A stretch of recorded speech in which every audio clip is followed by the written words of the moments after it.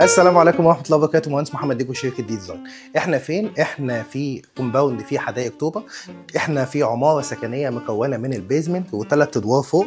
احنا دلوقتي في البيزمنت وشطبنا الدور الاول والثاني والثالث. طيب البيزمنت ده عباره عن الجيست اريا الموجودين للضيوف اللي بتخدم على الدور الاول والثاني والثالث.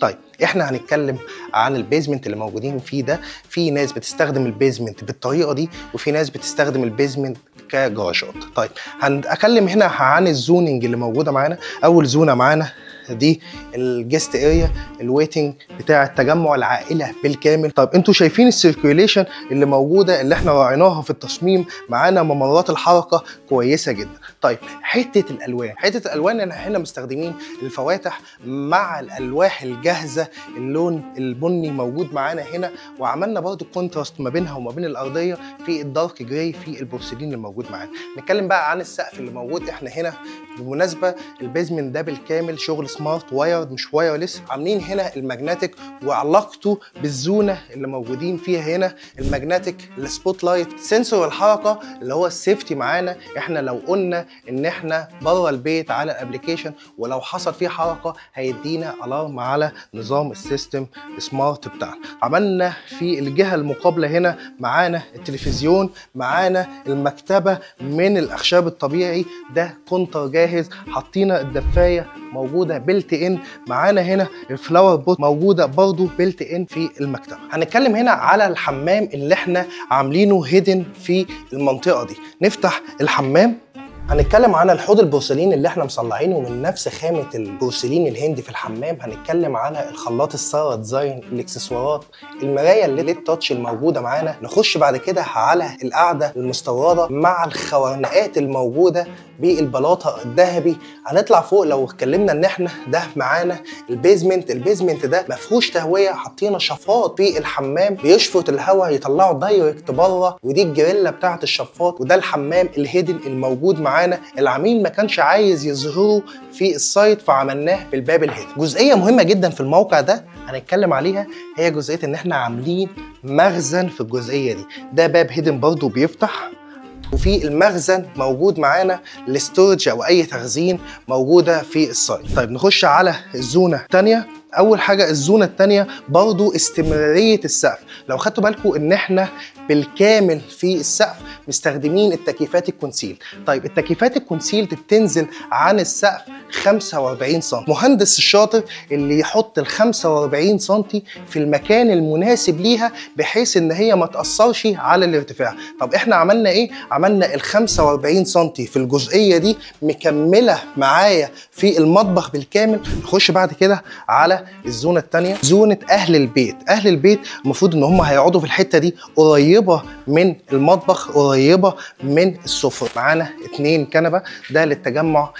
اهل البيت موجودين هيقعدوا هنا في المنطقه دي. واستخدمنا هنا برضو المكتبه بالاخشاب الطبيعيه. بالمناسبه احنا بنسلم الشقه دي في رمضان، كل سنه وحضراتكم طيبين. وبالمناسبه برضو احنا اللي فارشين الشقه دي بالكامل طبقا للالوان وطبقا للتصميم اللي احنا حاطينه. الناحيه الثانيه هنا حاطين الكونسول التحكم في التكييفات بالكامل. كان معانا عمود موجود في الحته دي كان عامل معانا عائق كبير جدا. استخدمنا فيه الخشب مع الليد بروفايل مع بديل الحجر. كونتراست الالوان هنا مهم جدا. الفواتح مع اللون الدارك جراي موجود في الارضيه عامل شكل حلو جدا. نخش على الزونه الثالثه. معانا المطبخ هنا موجود في الاريا دي بيخدم على الزونه الرابعه اللي هي السفره. المطبخ اللي احنا موجودين معاه ده، المطبخ ده من المطابخ المميزه جدا عندنا. المطبخ ده خامه ايه؟ المطبخ ده خامه بولي مع الاتش بي ال. طيب الرخام المستخدم هنا ده رخام الكوارتز الموجود معانا.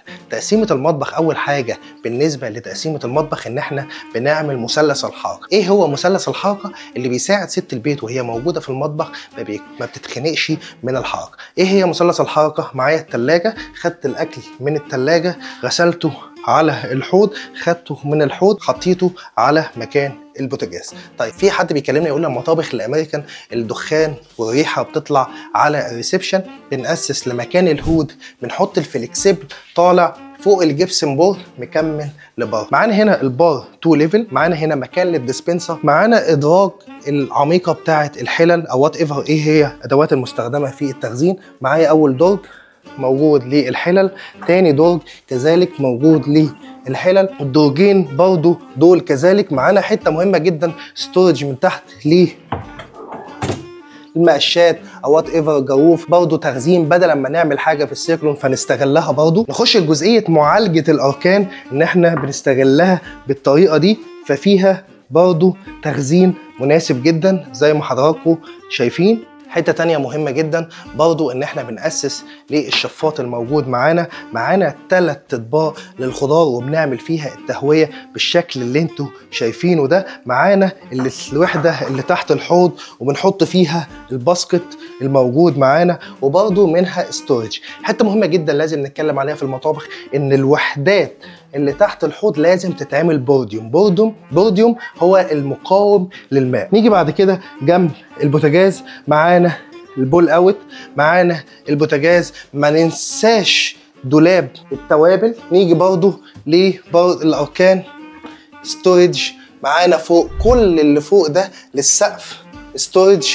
خزين. المطبقيه الهيدروليك الموجوده معانا، الشكل البانورامي التحفه اللي موجود في المطبخ. حته مهمه جدا 20 سم مش هتاخد من مطبخك بس هتودي مطبخك في حته تانية خالص. شكل النيش التحفه اللي موجود بالاضاءه الاندايركت اللي بتحط فيه الكوبايات الكاسات هتودي مطبخك في حته تانية خالص. الزونه الرابعه معانا السفره موجوده معانا، مأكدينها بفوق بالنجفه ب2 خط ماجنتيك تراك مع السبوت لايت، وطبعا سماعات الساوند سيستم بالكامل. شايفين استمراريه تكييفات الكونسيل نازله مع البار، مع البار 2 ليفل، مع الاضاءه الاندايركت اللي راميه على الاستربات الموجوده هنا. معانا الجزئيه اللي ورا، معانا الكيرتن وول موجود على الجاردن، مكترين هنا من الزرع عشان فايبس الطبيعه مع سكاي لايت. قد ايه البيت ده هادي جدا، صوت الشلال اللي موجود في الجاردن مدي ايحاء بالطبيعه، فايبس تحته حلوه جدا. معانا هنا البوفيه حاجه مينيمال، معانا هنا واخدين بانو 2 ابليج، البوفيه هادي جدا ماتشنج مع الوان الديكورات اللي احنا مستخدمينها. نطلع بعد كده على الجاردن اللي موجوده معانا الجاردن موجوده هنا، فرشنا النجيله الصناعي، معانا صوت الشلال على شمالنا، شلال الصوت بتاعه حلو جدا، الاضاءه بتاعته كويسه جدا، صوت الميه وهو نازل طبيعه حلوه جدا. طبعا احنا مستخدمين هنا مؤسسين لمكان التلفزيون، عاملين الكهرباء بالكامل، اللايتنج كلها عامله على الجاردن شكلها مناسب جدا. هنطلع بقى على المفاجاه الحلوه جدا، وهتطلعوا فوق تشوفوا احنا عاملين ايه، هتطلعوا تشوفوا الموفي كورنر في الطبيعه شكله حلو جدا هيعجبكم.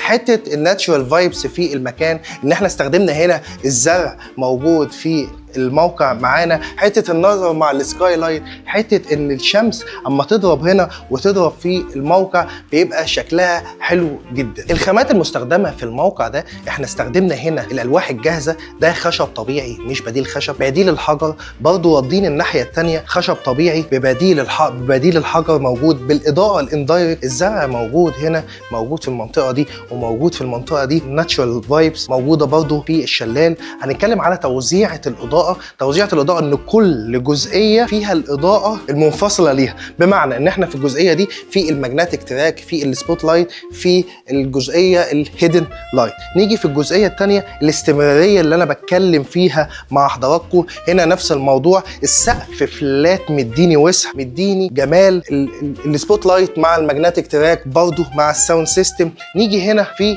ده ربط العلاقه دي ما كانتش احسن حاجه، استخدمنا استربات الخشب بلون الدهانات المستخدمه، برضو ادتنا ايحاء بالوسع. هنا برضو نفس الموضوع، حددنا مكان السفره ب2 ماجنتيك تراك، برضو بالسبوت لايت، برضو بالنجفه، بكل زرار منفصل على حده. تكييفات الكونسيل زي ما كلمت حضراتكم، واخدين بالكم ماشيه ستريت مع البار، حاطين فيها الالواح الجاهزه، الجريلات برضو موجوده، علاقه الاثنين ليد بروفايل على البار ال2 ليفل مع عاملاه استمراريه وتاكيد للبار. الاضاءه الاندايركت ممكن تلعب بيها بشكل مناسب تطلع شكل البيت كويس جدا. اتغلبنا هنا على حته المساحه ان احنا استخدمنا الوان ثابته في المكان بالكامل، مديه روح وفايبس كويسه جدا في المكان ده. الانتركام المرئي الموجود معانا اللي احنا مؤسسينه في الموقع ممكن نستخدمه من هنا ان احنا نشوف الشارع بالكامل، نفتح الباب او نقفله برضه من الحته دي.